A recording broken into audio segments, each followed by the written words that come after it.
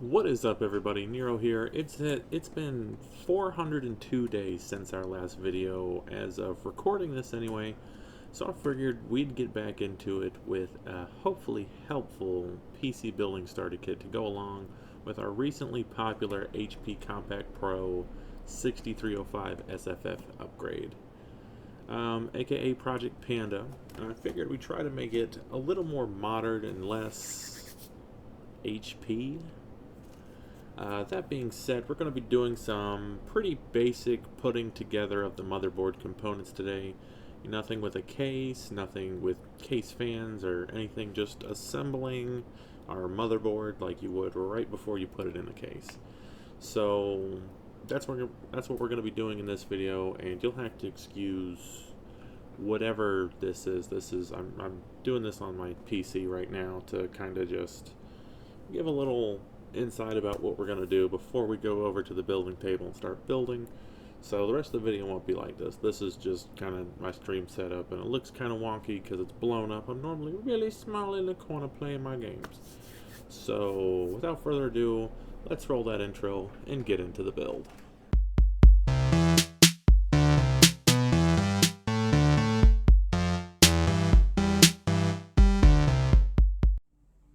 Alright, so let's go ahead and get a little more into our components, since that's probably the most important part of the build. Number one, make sure that all your components are compatible, or you're going to have a pretty bad time doing this. It's going to feel like a nightmare. A few good places that I have found to make sure that your parts are compatible are things like PC Part Picker, asking around on the PC Discord servers, or looking through Reddit, or my personal favorite, just reading the box. You read the box, all of your dreams come true. So this motherboard here is the Aorus B450M, so it's a micro ATX motherboard. Always make sure that your motherboard can fit in your case. Now for this is going to end up being my test bench, so I don't have to fit it in a case, but I would go ahead and do that anyway, because I assume if you're watching this video, it's not to build a test bench, it's to build a gaming PC, or build a PC to do whatever on. So if we look here, we can see that it is Ryzen 3000 desktop ready, and it's also compatible with the 1000 and 2000 series. Now, we are going to be using the Ryzen 5 5600X. This is actually part of the 5000 series, so we did have to do an update on the BIOS. I believe it is the F650 update. Zoom out just a bit. I'm not 100% sure on that, but I think that's what it is. So, we already know what CPUs we're using. We're using this AMD Wraith stealth cooler as well. It is the one that naturally ships with it. So, most of the time, when you're doing like a budget build up, if you're not overclocking this CPU, then the stealth cooler is going to be just fine for you, honestly. I know it's not the most powerful of graphics cards anymore, but we also have this. You might have actually seen one of these from, I want to say, the Tiger Blood build. This is a AMD R9270X. But that card is broken, so we're going to be using this to kind of try to test it out, figure it out, and all that. So, without further ado, I guess let's go ahead and start putting this together while we're doing this. So, first thing we're going to want to do is go ahead and take our AM4 backplate. I believe this backplate also works for AM5 as well. And we're going to try to put that in first while it's already laying down, so you don't have to struggle putting it on later. So, first thing, just kind of bend this little tab up. Now, doing that, pretty easy. Now, if we look on here, so if we look on this, we can actually see there's a little teeny tiny triangle on our motherboard up here. We actually take a look at our CPU here. There's a little golden triangle on the bottom there. So we just need to match that triangle up with the triangle that is already on the motherboard. And just kind of drop it in there. Once it's dropped, don't grab it, don't wiggle it, don't do anything like that. There are pins on here. We don't want to goof any of these pins up, because if you do that enough, they could fall off. You're going to have to resolder them on. You might have to bend them back, or it might just be dead and not work anymore. So, first things first, get our CPU in there. But so if you're getting this out for the first time and you flip it over, you're going to notice on this pad there's going to be this sort of like film paste stuff on there. Don't touch that. That is pre-applied thermal paste to the bottom of that, so you can just take it and bloomp, put it on. However, so again, you guys don't have to do this if this is your first time opening the cooler and you see this. You can just put it on and get to getting. Now, if you're doing an upgrade or something and you need to like put that on there, then you're going to need your thermal compound to do that. I'm going to clean this off. So, like I said, you normally do not have to do this, but just to show you guys how to apply the thermal paste if you weren't doing that, I'm going to go ahead and clean it off. So now it's all cleaned off, we're going to go ahead and add our thermal compound now. Now you will see a lot of argument on the internet about this. Doesn't really matter. Like they have specifically tested it. It does not really matter. That's probably too much. But it doesn't really matter. As long as it doesn't overflow and get in here everywhere, it's gonna be fine. Line our screws up with the mounting bracket on the back.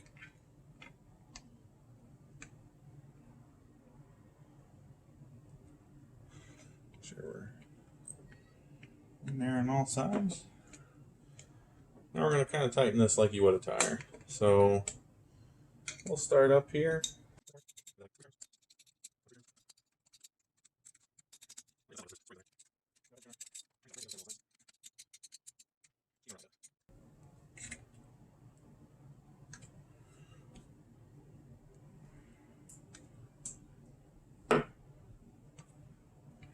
Alright, so now we're all nice and evenly tightened.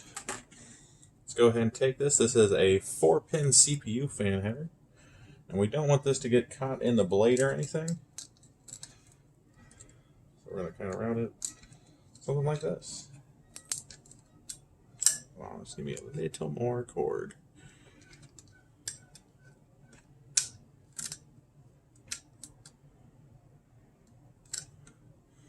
It's like they predicted exactly. Oh, hello, son.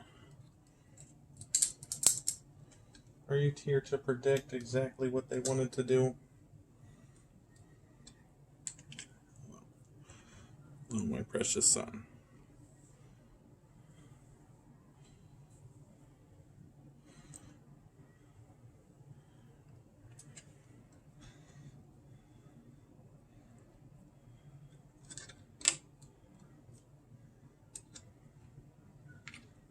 I feel like they knew exactly what I wanted to do, and that's why it's like, I don't know, maybe a couple of millimeters too short. I don't really want to stretch and rip this cable. Yeah, it's like maybe a millimeter too short.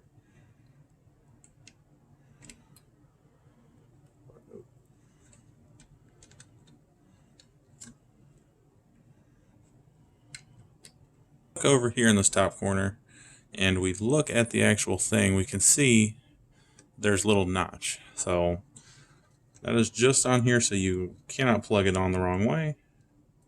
Line it up, get it all the way in, boom, it's in there. So now we got that. Our CPU is installed. Let's go ahead and our RAM. So these, two of them, these are 16 gigabyte modules from TForce. I think they also call themselves Team Group if you're not doing their like gaming thing. So team group, and then if you get the gaming variants of stuff, it's typically called TForce. Now these are the TForce Dark ZAs. Like I said, they are 16 gigabyte modules. Let's go ahead and put them in. And when you put them in, now of course, always check with your motherboard on this to make sure that they're going in the right spot. But typically, you're going to want them on the farthest most out, skip one, next one, so they can be in their dual channels. So let's go ahead and put these in. Now you'll notice that the key is not in the center. That little notch right there is considered the key. Notice it's not in the center, so you want to try to line it up beforehand, because if you put it in that way, it's just not going to go in. These are the TForce modules. We're going to be putting 32 gigs in here for a test bench. Not really going to need 32 gigs, but these are from my old system. I had to upgrade to the DDR5. So 16 gigabyte modules. I want to say 3600 mega transfers, and these are CL18. So I mean, they're pretty nice, and they are affordable. So you hear the clips. That's not you breaking the motherboard, that's them going in. So that's all nice and dandy and well. So we have our CPU installed, we have our RAM installed. Normally this is where you put like a graphics card in, but we don't have a graphics card, so we have our 24-pin connector. And that's going to go in a little something like this. And if you're ever confused, you can always just kind of look at the sides. You can go, all right, well, that's square. That's kind of like the half round. That's square. That's kind of like the half round. I guess it's kind of the same on both sides, but you can see where the clip is here, and you can see that there's that little notch for the clip on that side as well.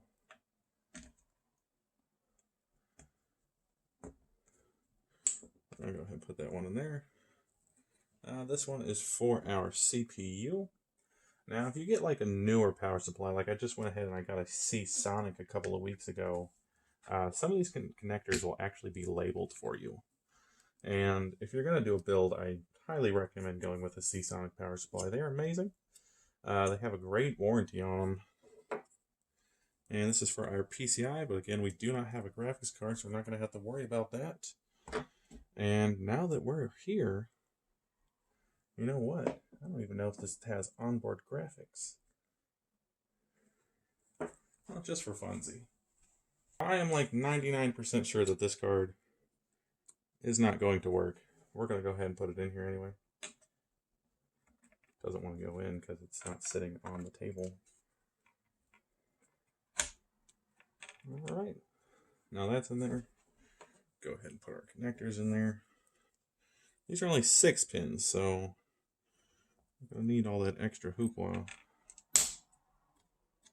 Hopefully that's a good crack. Hopefully that is a good cracking noise.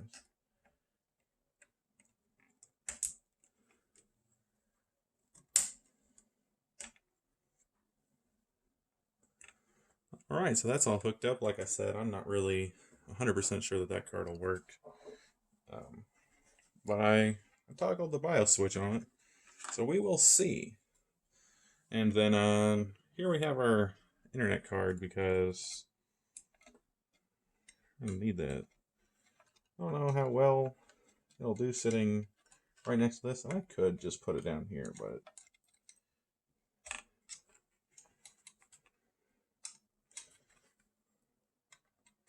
like I said, I don't really see it being a whole big thing. I'm also going to use that SSD to kind of, actually no, I'm not, because that's what we call bad idea. We use that piece of plastic to hold that up. Alright, that should be in there, and I believe this goes into our USB slot, so that should be in there like so. I don't have the antennas, they're actually cable managed to my desk, so I guess we'll see about that. Alright, so we got most of our stuff plugged in. We got our keyboard plugged in. We got our mouse plugged in. Motherboard, SSD. I've found our HDMI cable for that. So, went ahead and also bought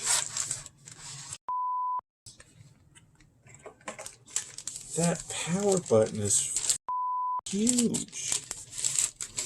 Why? Why does it come with a PCI slot? What the Alright. So now, we're going to take this outrageously big button. Again, I did not think that this was going to be this big. But we need to put in our front panel connectors.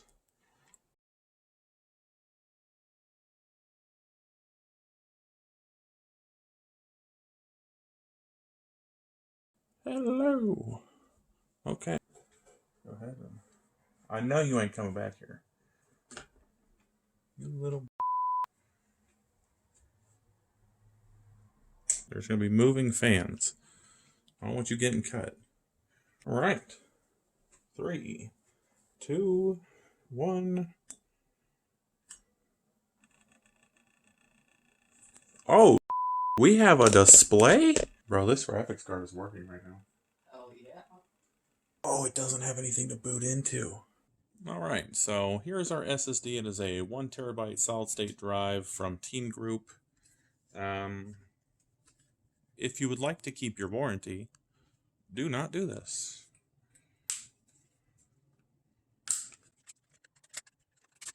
So there we have it. Like I said, this is pretty much just a warm startup guide, and typically you wouldn't put your graphics card in until it's in the case. You wouldn't put a lot of your accessories on until it's in the case. But that was just to give you an idea of, okay, these pins go here, these pins go here.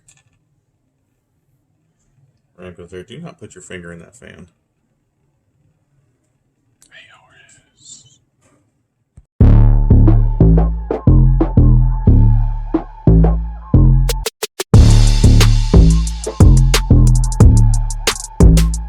VRAM, you can fit a whole 2 gigs of VRAM on this bad boy. That's awesome. What the f am I gonna do with 2 gigs of VRAM?